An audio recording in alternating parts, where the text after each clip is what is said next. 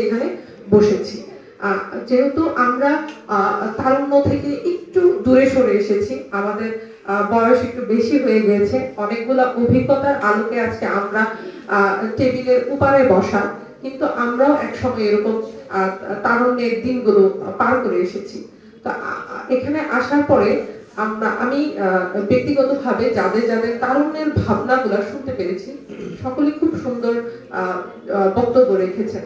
আমি একটু তাদের সাথে এক করতে চাই যে আমাদের তারুণ্যের ভাবনাটা হবে বাংলাদেশকে আমরা যদি নিজেকে ঠিক করতে পারি তাহলে আমাদের বাংলাদেশ ঠিক হবে। বাংলাদেশ ঠিক হলে পৃথিবীর একটা অন্যতম রাষ্ট্র হিসেবে বাংলাদেশ গড়ে উঠবে।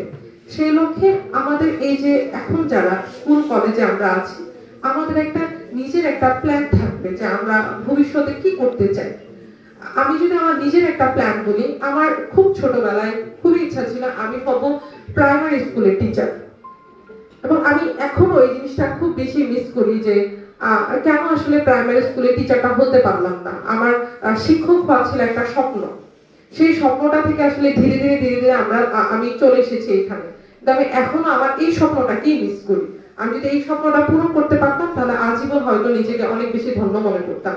এই জন্য আমার সম্মানিত শিক্ষক যে কিছুক্ষণ আগে বক্তব্য দিয়েছেন তার প্রত্যেকটি কথা আমি খুব মনোযোগ সহকারে শুনছিলাম।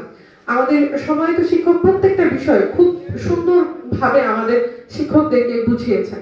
আমি একটু বলবো যে আসলে বাংলাদেশটা এই গত কয়েক বছরে অনেক বেশি অবকাঠামোগত উন্নয়ন হয়েছে, কিন্তু আসলে আমাদের শিক্ষা খাতে উন্নয়ন হয় নাই, আমাদের শিক্ষকদের মানসিক উন্নয়ন হয় নাই, কিংবা আমাদের শিক্ষার্থীদের মানসিক উন্নয়ন হয় নাই, কিংবা আমাদের সকলেরই মানসিক উন্নয়নের অভাব রয়েছে।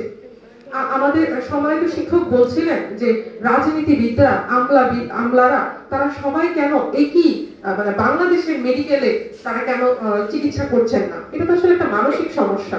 আমি কেন বিদেশে যাব? আমি বাংলাদেশের টাকায় চাকরি করছি, আমার বাংলাদেশের টাকায় আমার সবকিছু হচ্ছে, তাহলে আমি তো শিক্ষা খাতে এখানেই চিকিৎসা করব। এখানে সমস্যা হলে আমি এখানেই শিক্ষা খাতটাকেই উন্নত করব। এটা আসলে আমাদের মানসিক সমস্যা যে আমরা সবকিছুতে এই দেশের সবকিছু খাবো দাবো করব, কিন্তু চলে যাব বহির্বিশ্বে। তারপর আমরা যারা স্টুডেন্ট আছি আমরা কিন্তু পিএইচডি করতে বাইরের দেশে যাই, তারপর গিয়ে এখানে অনেক সুবিধা পাই, তারপর আর দেশে ফিরে আসি না। কেন? দেশ আমাদেরকে সেই সম্মানটুকু, সেই সুযোগ সুবিধাটুকু সমানভাবে দিতে পারছেন না। তা আমিও আমার সম্মানিত শিক্ষকের সাথে বলবো যে আসলে আমাদের প্রত্যেকটা চাকরি খাতেই আমাদের একই রকম সুযোগ সুবিধা থাকা অবশ্যই উচিত, এবং আমাদের যারা তরুণ রয়েছে তারা এই জিনিসগুলা দেখেই আমাদের মতো আবার একটা চাকরি করবেন, কিংবা এইসব পেশাগত খাতে আসবে। এবং আমাদের যে আসলে সকলকে সিভিল সার্ভিসে বিসিএস এর পেছনে ছুটতে হবে তা না। কিছুক্ষণ আগে আমাদের সমন্বয়করা বলছিলেন যে কেন আমরা কি উদ্যোক্তা হতে পারি না? আমরা অবশ্যই উদ্যোক্তা হতে পারি। আমরা নিজের একটা ফার্ম দিব, আমরা নিজের একটা সফটওয়্যার কোম্পানি করব।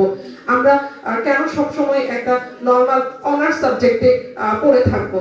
ওটা তো আমাকে আসলে পেশাগত কোনো দক্ষতা বৃদ্ধি করছে না। আমরা কারিগরি শিক্ষার দিকে বেশি উন্নত দিকে আগাবো। আমাদের কারিগরি শিক্ষার দিকে যখন আগাবো তখন আমাদের টেকনিক্যাল নলেজটা অনেক বেশি বিল্ড আপ হবে, তখনই কিন্তু আমরা দেশের ছোটখাটো অনেক বিষয় উন্নত বিশ্বের সাথে টক্কর দিতে পারবো। তাই আমি বলবো যে আমাদের তারুণ্যের ভাবনাটা হবে অনেক বেশি সৃজনশীল। তারা আমাদের কারিগরি শিক্ষার দিকে আগাবে। তারা যেরকম আন্দোলন করে জুলাই এবং আগস্টের অভ্যুত্থানে আন্দোলন করে আমাদের দেশকে অনেক বেশি এগিয়ে নিয়ে গেছে, যেরকম আমরা গত 15 বছর পিছিয়ে ছিলাম, এটা আমরা আবার সামনের দিকে আগাবো। তা আমার সকল তরুণদের প্রতি আহ্বান থাকবে আপনারা সকল বিষয়ে সোচ্চার থাকবেন, প্রত্যেকটা বিষয়ে আপনারা স্বচ্ছতা দেখবেন, জবাবদিহিতা করবেন। কেন করবেন না? আপনাদের কাছেই তো আমাদের সকল কিছু জবাবদিহিতা দেওয়ার অংশগুলো রয়েছে। আপনারা যখন যেখানে কোনো অন্যায় দেখবেন অবশ্যই এগিয়ে যাবেন, প্রত্যেকটা বিষয় জানতে চাবেন কেন এরকম হলো। প্রত্যেকটা বিষয় তো এরকম হওয়ার কথা না। হ্যাঁ, কিছু আইন কানুন থাকবে যেটা আসলে বহির্ভূত হওয়া সম্ভব হবে না, কিন্তু আমরা আইন কানুনের ভেতরে থেকে আমরা প্রত্যেকটা বিষয় আপনাদেরকে সহযোগিতা করার জন্য আছি। এবং এই তারুণ্যের ভাবনা এবং এই তরুণরাই হবে আমাদের আগামী ভবিষ্যতের লিডার, এবং এই লিডারদের আগমনই হবে আমাদের দেশে নতুন ভবিষ্যৎ। ধন্যবাদ।